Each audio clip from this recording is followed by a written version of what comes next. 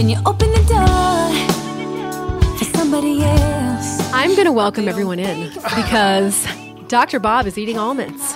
So please crunch in the mic, Dr. Bob. No, come on. I want them to know I'm telling the truth here. There's crunching happening. They're roasted almonds, obviously, because they're... and Dr. Bob is always eating snacks.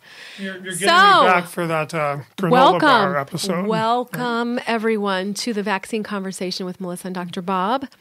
We are excited to be with you again and chat with you. And, okay, I have to say before we start this episode, I have been getting the most supportive and positive and loving comments. Strangers like messaging me about our podcast and strangers messaging me about the things I'm posting and it has been so nice. And we've had so many amazing reviews lately, even on iTunes. But I have to say I'm a little surprised by like we've only been doing this a couple months. The amount of downloads we've had is like... 38,000 downloads? Yeah, almost 40,000 downloads. And that's not including YouTube. Yes, including YouTube. And that's doubled just in the last 6 weeks from our total since we started. I mean, I am so thrilled and so excited that us just talking about this and bringing what we researched to the table is helping people feel better. I get parents messaging me. I feel so much more empowered. I feel informed. I listen to this while I'm doing the dishes. I listen to this while I'm in the car. I'm so excited by what you guys offer. I can't wait for the next episode. I binge listen to your podcast. And so many great comments. Like, this has been so rewarding. Over the last 2 weeks, I've had so many messages. So many people, they're like, oh, this is so great. What you're doing is great. I feel like this needs to be out there, and I can't thank you enough for being brave enough. I hear a lot of brave enough to be out there and to voice this. And I know you get so much positive support on your Facebook page about being willing to talk about this. And I just have to say to everybody who has reached out, like, I'm so excited and happy and grateful that you guys find value in this. We find value in it. And I'm really thrilled that it is having exactly the kind of effect that we wanted it to have, and that we're really connecting with people, and that people are feeling a valuable contribution to their life because of what we're doing. So you are welcome. And thank you also for reaching out to tell us about it, because that makes me happy and it makes it all worth it. All the time that goes into it worth it. Yeah, exactly. And I actually, interesting, I wanted to read a few of those comments, a few that I thought were kind of stood out just as a way of thanking people. You didn't even know I was going to say that. No, I didn't. No, I know, right?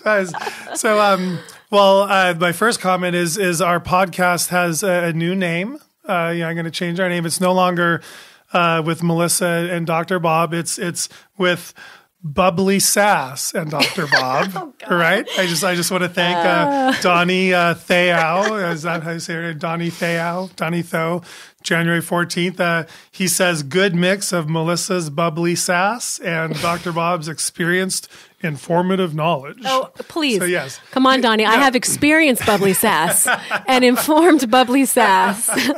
Yes, so I'll probably introduce us next time. Or Bubbly Sass and Dr. Bob. You could just say my name. Either way. Okay. I think we'll see. So then, the next one that I thought was kind of spoke to me was love this podcast by Chemist Karma. Let's see. And this is kind of what you were talking about. This really spoke to me. She says, I'm so sad right now because I'm all caught up with the episodes and I don't have any more to listen to. And the reason that speaks to me is that's why I listen to other podcasts. Is it's not so much for the information or what I'm learning, but it's kind of in part because of the relationship you are building with the people doing the podcast. You almost feel like you are their friend. You know them, you get to know them, you're fascinated with their lives and what they talk about, but you're kind of creating a relationship. But in this case, it really is a lot to do with the information. Yeah, in this case, it's a lot to do with the information, but I feel like the reason why we partnered up in this is, we were trying to gather information and data, but it was fun doing it. It was rewarding doing it because we had fun together doing this. Yeah. And I felt that if we could do this as a podcast, I mean, I think you and I have a great time doing this. Well, we have fun having conversations about this. And so I feel like people are not only drawn to this because they're learning information. I feel like they're one of us. They get us. They're like us. They're kind of on the same page, or maybe they're not, but we're building relationships with the listeners as well. And I acknowledge that. And I guess I appreciate, when people, can't wait to get back for the next episode. And again, I know it's not just because they're wanting to learn something. They actually kind of miss hearing your bubbly sass and my informative information.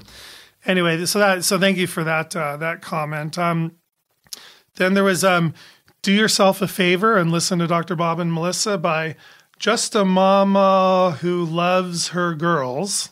So thanks, Just a Mama Who Loves Her Girls.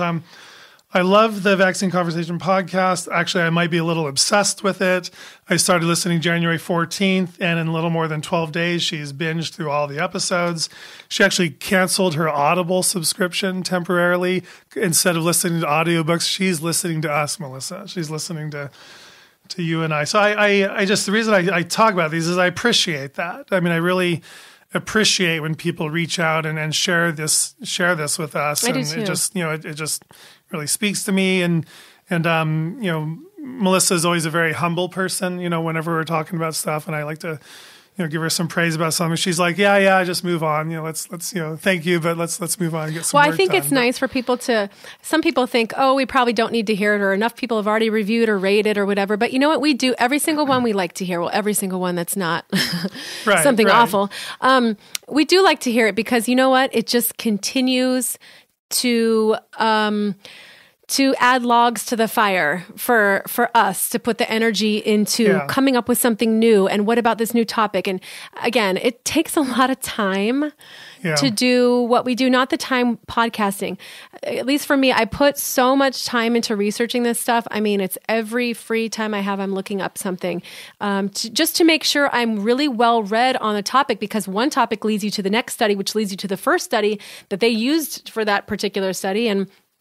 And I just want to make sure I'm really giving you guys stuff that's worthwhile, and that I come to Dr. Bob and say, let's talk about this. A lot of what we talk about are ideas I come to you with in fact, and I'd say the majority of these topics have been selected by something you, I've seen, and I go, hey, we've got to cover this. We need to talk about it. So I try to put the time in. I want it to be worthwhile, and I'm really happy that enough people think it is. Yeah, and I Pick Shaver, January 28th says, I especially appreciate Melissa's input as she is coming from a mom's point of view. Keep up the good work.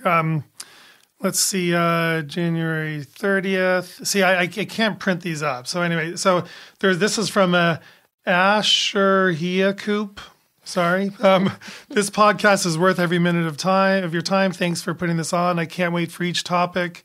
If you want to actually be truly informed, listen. Melissa, you keep chiming in. I loved that one. I saw that one. Yeah. I love that person. Whoever you are, I love you. And I did actually read that a couple days ago, and I had this like total feeling of happiness come over me because I was like, oh, that is so sweet that somebody felt like they wanted to add that, because obviously I've talked about some of our reviews on here, and whoever wrote that, I love you. We are friends. And I really appreciate that. And you know what? This goes to show you guys should write your reviews, because we could be talking about it on the show. Yeah, so and give a little shout out. Yeah, and just on Friday, Alana, is a thankful listener. She says, even though Melissa sometimes interrupts Dr. Bob, it's funny now. Come on, people.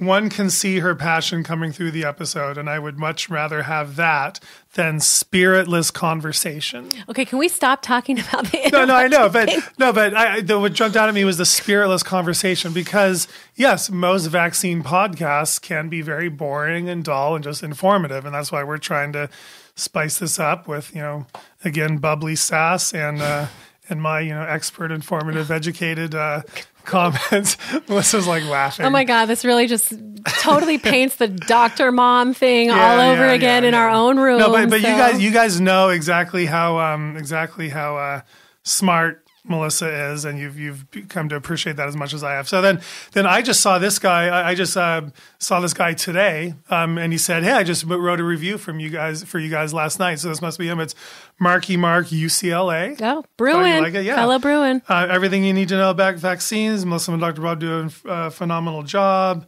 It was a big help to my family. Thank you so much.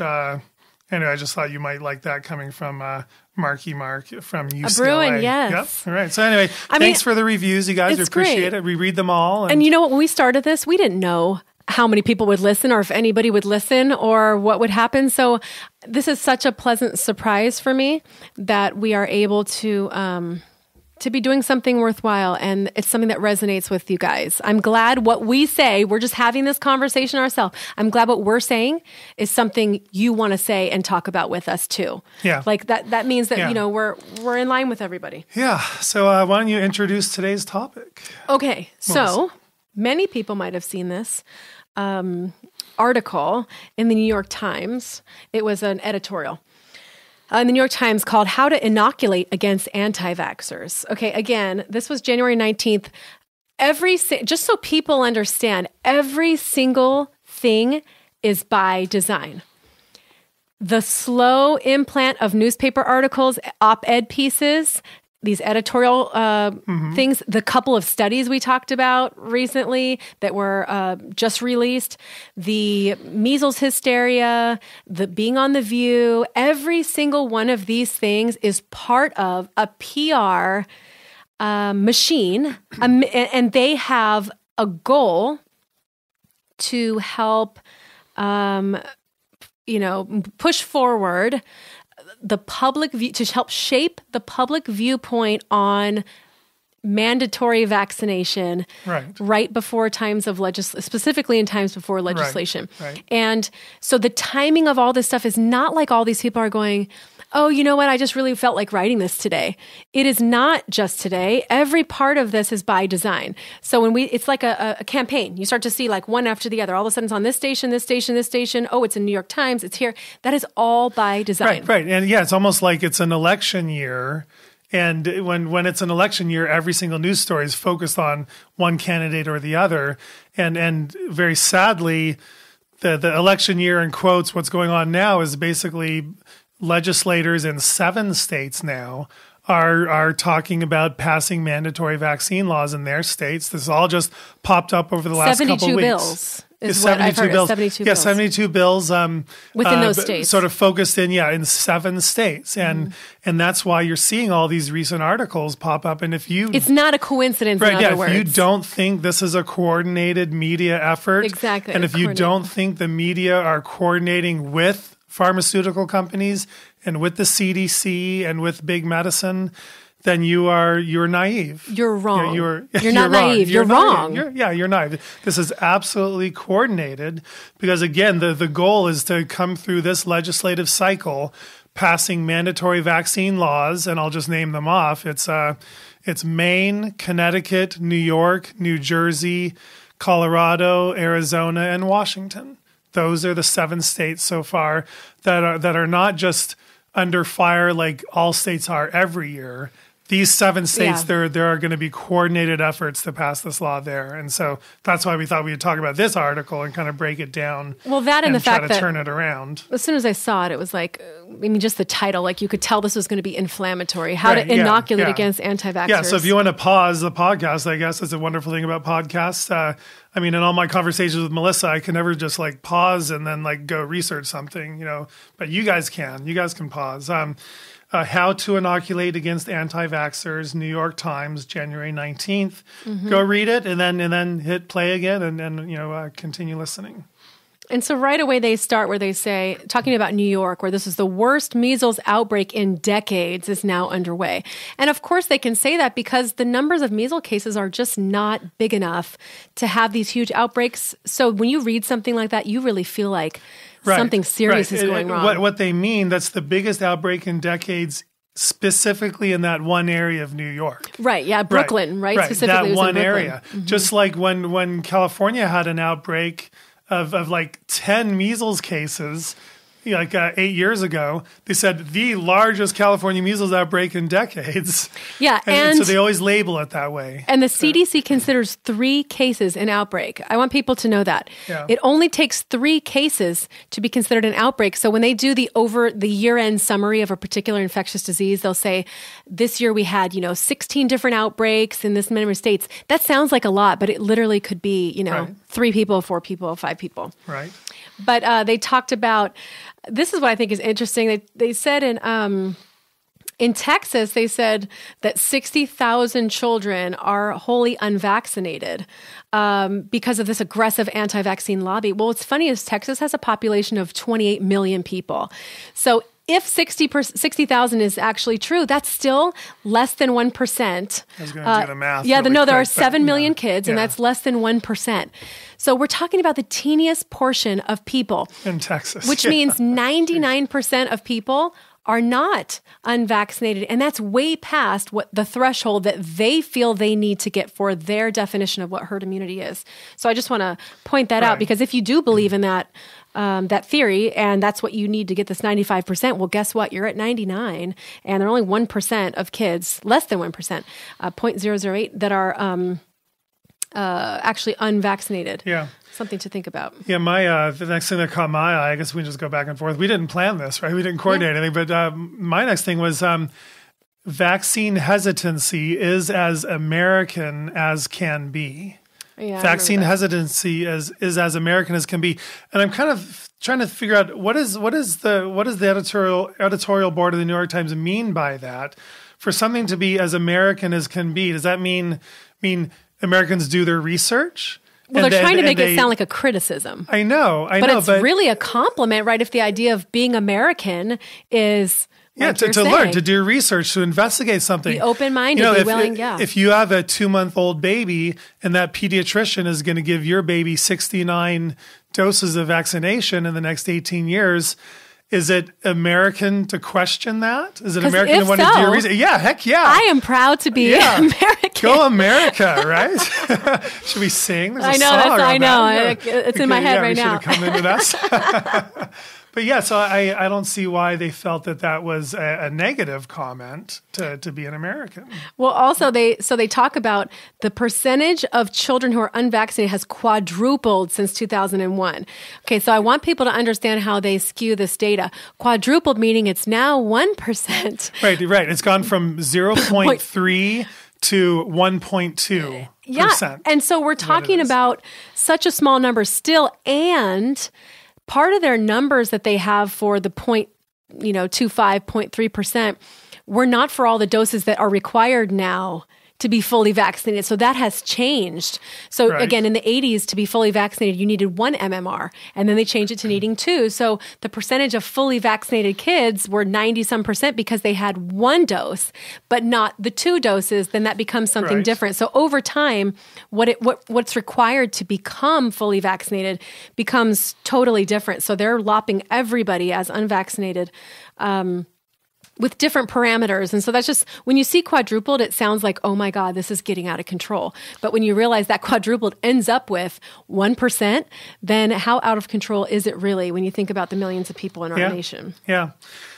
Then they go on in a way that I think is very creative and is actually kind of a new approach, I will say. The next paragraph is kind of the approach that the pro-vaccine side does very little to publicize vaccines and does very little to kind of like, we have no PR campaign. We're not out there scaring people about disease. Remember? Yeah, we're just little old public health departments. We had that same conversation already. Yeah, CDC, we have no funding for this. Yeah. There are no ads for vaccines. Doctors don't go around talking about vaccines. We're not doing anything. And it's all the anti-vaccine propaganda has outpaced pro-vaccine public health information. Who are they kidding? I know. Oh my God. But again, it's almost the same kind of like you just said. It's a strategy. It's a victimization strategy. It is a strategy to say none of the pro-vaccine people are even talking about this. It's only the anti-vaccine This people. right here, the CDC has no loud public voice.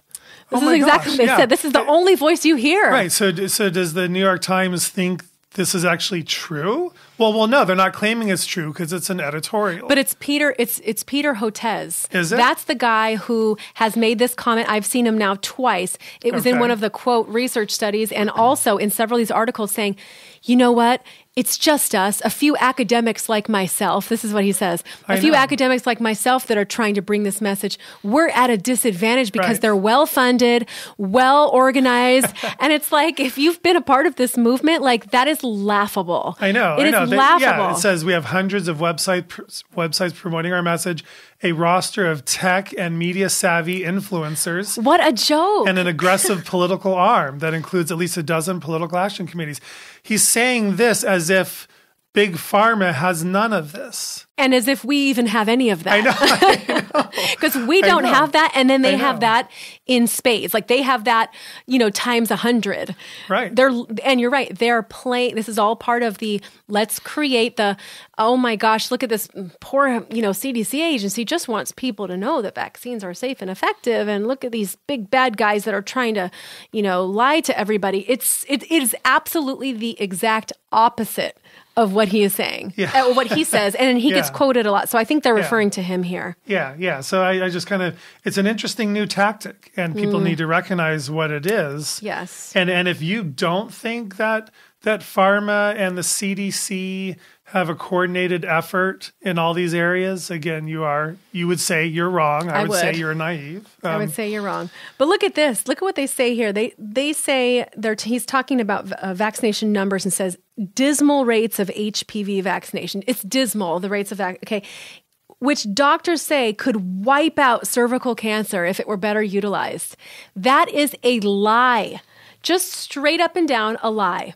Because HPV vaccine, which we have not done an episode on, has not been proven to reduce cervical cancer. Right. It's just been shown to maybe reduce precancerous lesions. Which might not turn into anything that would be which would be fatal. Because they're talking about reducing fatal cervical cancer. And that is absolutely not true. And this article says in black and white, doctors say this could wipe out cervical cancer if more people got their HPV vaccine. As if doctors said it, it has to be true. Has to be true. Doctors say. Not you, though. Not you. I know. But 50 years ago, they could say, doctors say, 4 to 5 doctors recommend, you treat your children's teething pain with mercury gel, right? Right. I mean, doctors used to say stuff like that. But can we just acknowledge that doctors are getting their information from the AAP, the ACIP, the CDC? They are not formulating these ideas. They are memorizing these ideas. Right. These ideas are given to them.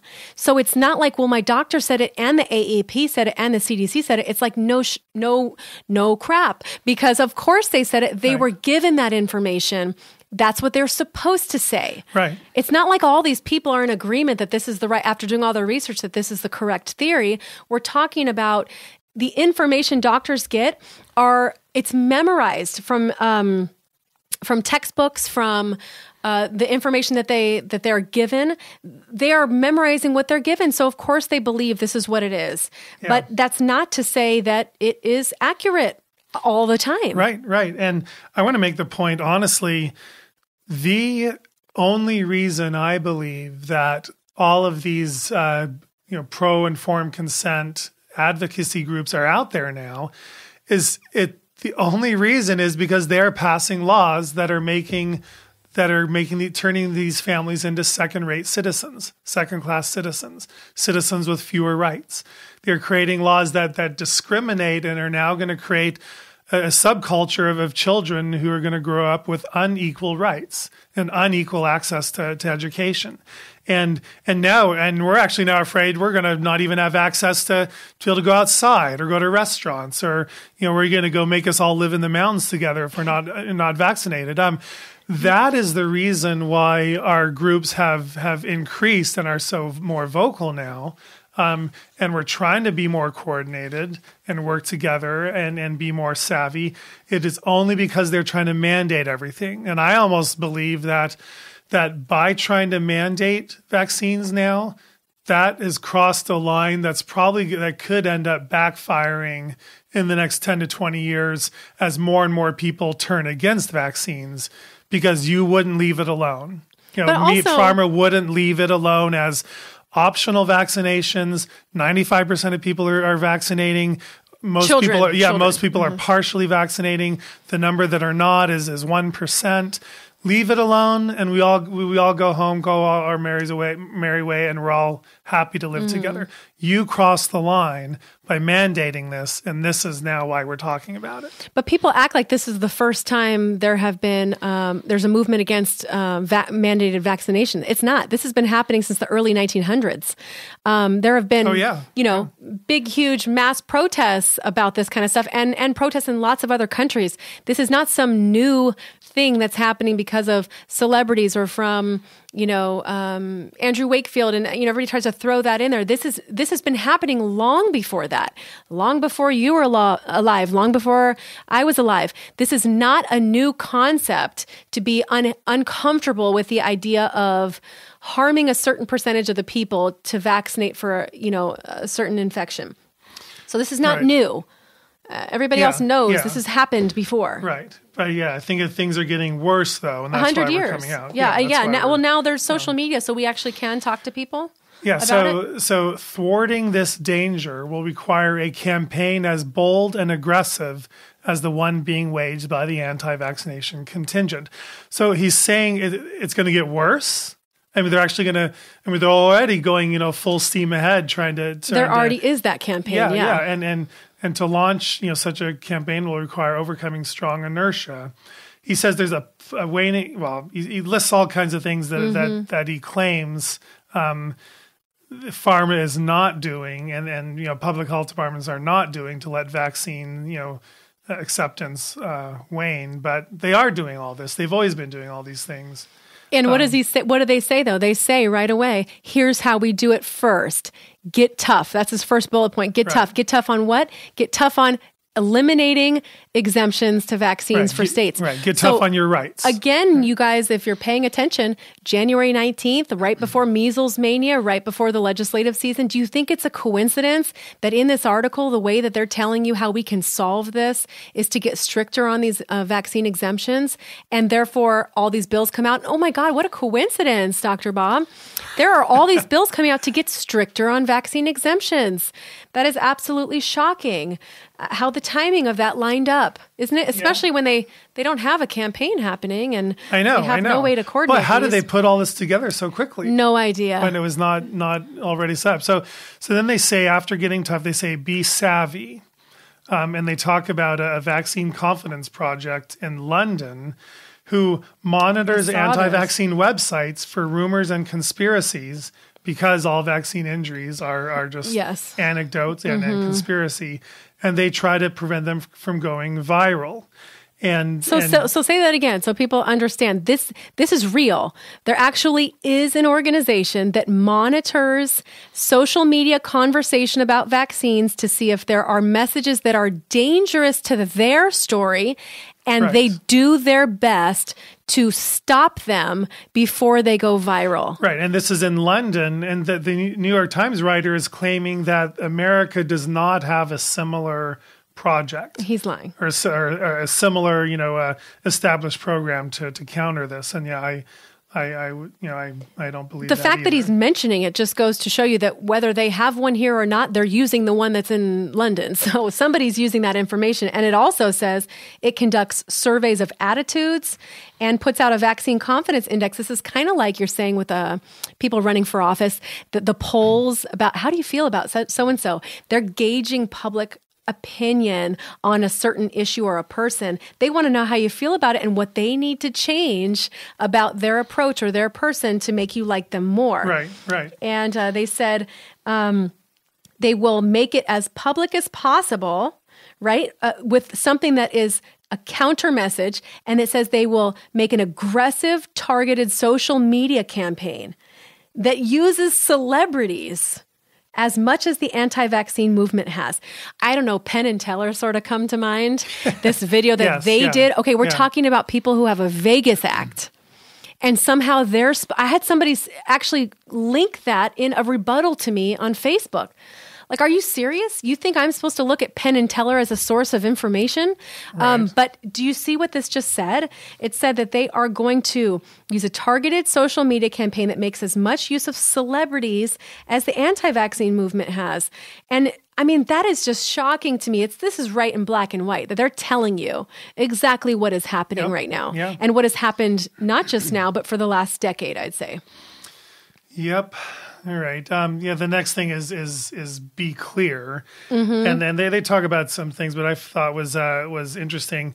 An effective pro-vaccine campaign needs to remind us vaccines prevent 2 million to 3 million deaths globally each year. First of all, that is an estimate. That's not a solid number based on data. Plus, I know we're a global community, but here's how I look at that idea. Are we preventing 2 to 3 million deaths every year? But what happens when you live in a country where you now start to have more severe vaccine reactions than you are severe cases of the disease? Right. And that's where we've gotten to. We have come to in America and probably in most modern nations with good access to healthcare, clean water and sanitation, good nutrition. I actually do believe if you add up the true number of severe reactions, it now is higher than the severe cases of a disease. So, yeah, if you look at 100 years ago, when a bunch of people were dying of a terrible disease, and you had a vaccine that could eliminate that disease, and yes, even if that vaccine was going to harm a small percentage of people, maybe we had to accept that risk because way more people were dying. Exactly, 100%. And if that was true then, when it turns the tables and becomes the opposite, reassess. Right, we need to reassess the scientific look at this exact topic and decide at what point does it become worse for us in a modern nation than just going on this. We're saving 2 or 3 million lives, every year by doing this, and we just got to keep letting people have severe reactions because it's worth it. And that's it needs to be tailored to the location, 100%. Right. If we are no longer experiencing those diseases, why are we still vaccinating for diphtheria? Why are we still vaccinating for things that we don't have here anymore? Right. Even with the international travel and the limited number of cases, it's not enough to become an epidemic again in this country.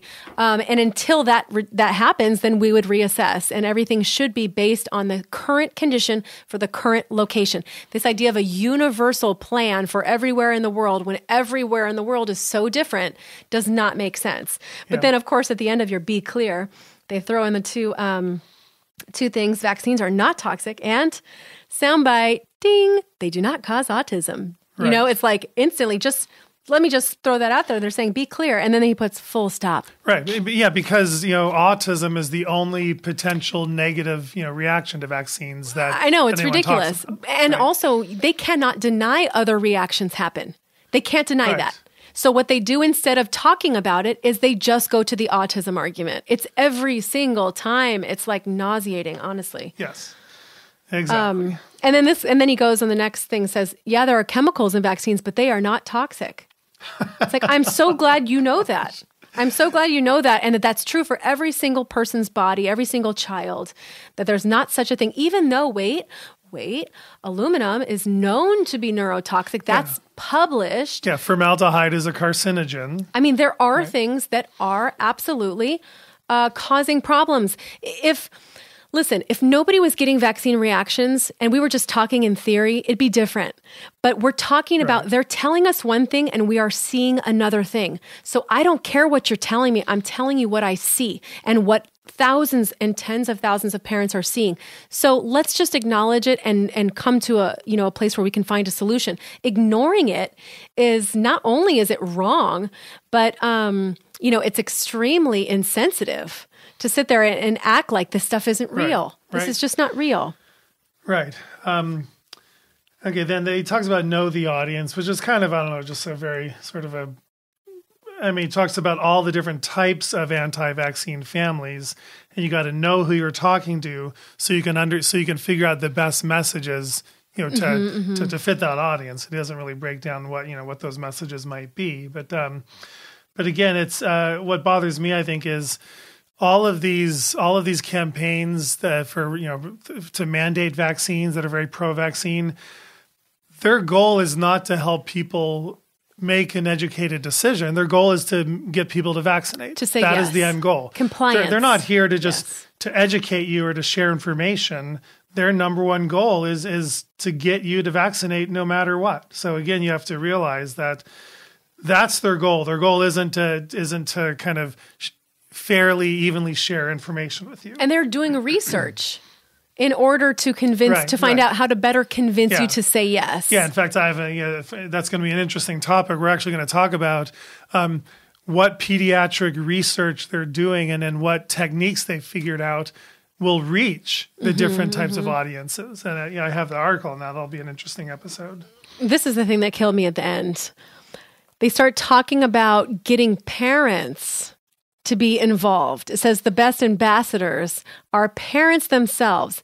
And it says pro-vaccine families want to help counter this information, but they don't know where to start. So it says if health officials corralled these families and trained them in the basics of vaccine science, aka their PR bullet points, they might succeed where the official voices sometimes fail. What they're telling you is they are getting the mom who posts the viral thing that talks about the infection. Right. These things, it's already happening. They are training these parents to say the right things to help people to get on board. They're literally saying this right away. Health officials should not be working with parents to convince other parents.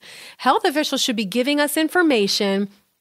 Parents should be making decisions. Right. The fact that they are creating teams here of how better to get you to comply is scary. That should be scary for everyone. Yeah. It's a manipulation project. Essentially, they know that there are people that are doubting and that there are questions. And instead of addressing the questions, instead of making them safer or reducing the schedule or whatever it is, they are just going to find ways to get to you, to convince you. And the hysteria has a lot to do with it. Yeah, and with all the potential problems from vaccines and all the legitimate concerns that are completely 100% science-based, the pro-mandate people have not given like a single consideration to any of these concerns. They haven't once said, oh my gosh, yes, you're right. We need to look into that. Formaldehyde does cause cancer. Maybe we should research that. Right. Or gosh, you're right. The MMR vaccine does cause seizures in 1 in 3,000 people. And gosh, there's this one study that even shows MMR vaccine causes seizures in 1 in 640 children. You are actually right about that, huh? We should work on it. I wonder if we should look at that.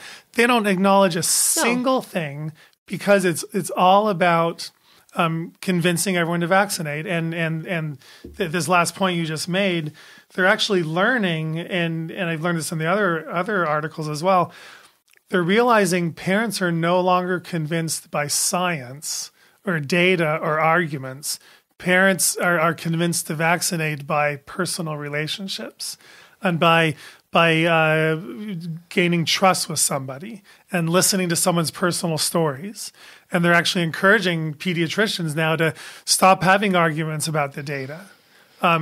I feel like in part because they can't win those arguments because there is very good data on vaccine risk, but they're also realizing data arguments don't work and they don't convince people to vaccinate. And so they're trying to figure out how to be more savvy so they can reach people on a personal relationship level. And what would you say is the biggest thing that they end up using out of desperation, really, to try to make people who are questioning or potentially on the fence? What do you think that they use? Well, one of the latest things is to convince them in order to be a good parent, you really need to vaccinate. Yeah, in order to be a good parent for your child and for society. You want to be a good parent, don't you? Yeah, there's a little shame. Right. Yeah, there's a little shame thrown in there. And they're saying, again, well, it's a great article. I think you'll find it very interesting. Well, what I was leading towards was fear. Yeah. So you don't get people to come on board with data, then the only thing you can do is make them so afraid, aka measles outbreak, that people who were questioning now all of a sudden go run to their doctor's office because, okay, this is too close to home, and now I'm scared, according to this news article, measles kills 100,000 people every year. And I don't want that to be my child. So I was going to question and research and stuff, but I never got around to it. So now that this is happening, I'm going to just go ahead and vaccinate. And they're hoping that that's going to be what happens for most people. Yeah, and a doctor will be more likely to get a patient to comply if that doctor's had a nice personal relationship and hasn't spent tons of time arguing with the family. And then I know a lot of people send in comments about this New York Times article, and there's one comment I thought was actually very interesting, and it comes from John Stone. He lives in London, and he's actually the UK editor for Age of Autism, the website. And I want to read it because I think it's very intelligent. So you would like this. This article is an ideological folly, and it is also deceptive. It is deceptive because vaccine critics are already and have always been completely outgunned in the mainstream media, as we just said. If the New York Times are paranoid enough to claim otherwise, there is surely something else going on, as we said. Secondly, what is currently at issue is both freedom of choice and freedom of speech, and this is a dangerous combination. It is coming that we may not either criticize these liability-free products or the lobby that produces them, nor may we refuse the products, all right? We're going to lose freedom of choice and freedom of speech. And this is entirely unreasonable. They're being placed on a pedestal, yet there are hundreds of things that can go wrong, with the certainty that all or anything will be denied if it does go wrong. Furthermore, the industry has hundreds of more products in the pipeline, which in turn can and will be mandated for our children. The industry needs this debate kicked into oblivion because the industry cannot stand up to scrutiny. There is nothing in the history of either medicine or the pharmaceutical industry which suggests that this is a safe or wise way to proceed, nor is it as if all doctors or medical scientists are in agreement about this. I don't understand this. To want to ward off serious disease is an honorable thing, but that does not mean that everything done in its name is safe or is beyond criticism. And if we get into a state where we think this is, we have a problem. Yeah. And so I felt that very, very well put. And the New York Times approved his comment, and you can find it on the comments of their website. Anyway, yeah, this is it's interesting to see these new tactics. But again, it comes down to I don't know, people need to be intelligent. But don't you feel like this article was almost inflammatory on purpose, like get people upset? I notice. Well, yeah. I see that a lot. Like I see that a lot with certain posts or certain people or these vloggers. Certain people they try to be unreasonable almost on purpose just to kind of like create a little controversy because that's going to get views. And it's really sad that we live in that type of environment where it's better to get bad coverage than good coverage as long as you're getting coverage. And so this article, they knew it would fly around because it was so, in many cases, it was just factually wrong. And in other cases, it was just ridiculous. Like so much of this was so dramatic and just wrong. Yeah, but I wonder, what? All these articles, they're not only coming out to help us spur the legislative efforts and the passing of more mandatory laws. We also know that vaccine trust has decreased. We know it's decreased. We know fewer people trust the vaccines and not just now vaccines, than they used but to. Pharmaceutical companies in general too. Right. Fewer people trust them. And like they said, it's the American way. We investigate and we learn, and once you do, you see there's concerns.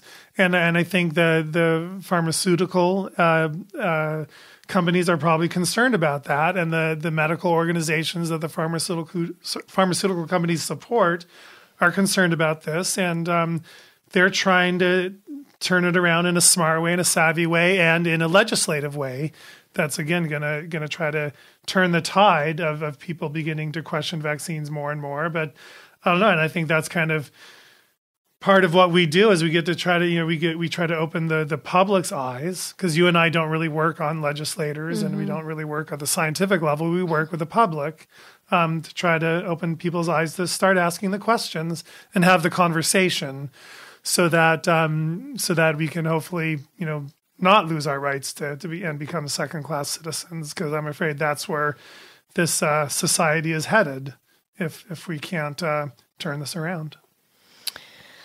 Yeah, I mean, this is just one example of so many that we've seen that are just so wrong, so blatantly wrong in some of their facts. And hopefully this helps listeners the next time they see an article go around or one of their family members shares something. Because I get a lot of people say, oh, my sister shared this.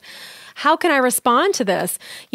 Hopefully every time we break down one of these articles, you guys can start to see and hear what's happening here, and you'll start to see what is true and what's not true. And you can put these things together on your own, because this happens all the time. This is just one of many articles I see, in a weekly basis. You've got all sorts of stuff that comes out, but this particular one I thought was interesting. Well, I'm excited about our next episode. And in fact, I almost feel like the next episode we're probably going to air first before this episode, because it's all about the legislative process. But they'll never know. No, well, I just told them. You just told them. Yeah, so I'm so excited that the episode we posted 2 episodes ago. I hope you guys found it fascinating, because we're going out of order now. Yeah, I'm gonna.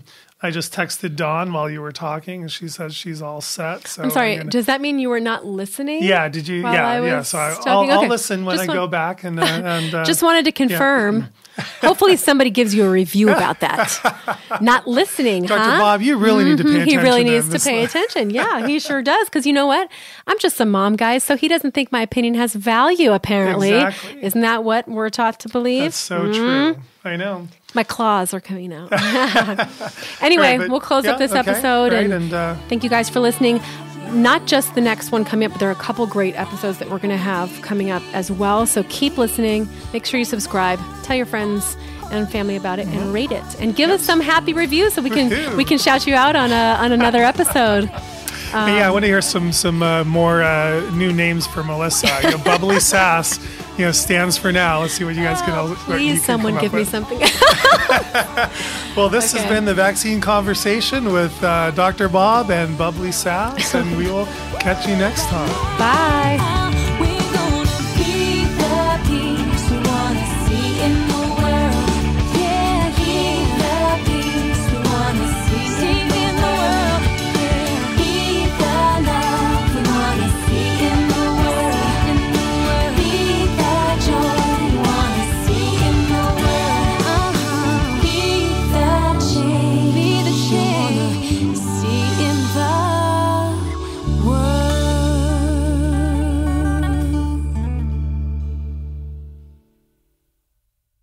The information in this podcast is for entertainment purposes only. It is not intended as medical advice. Always consult your healthcare professional for information on vaccines and infectious diseases.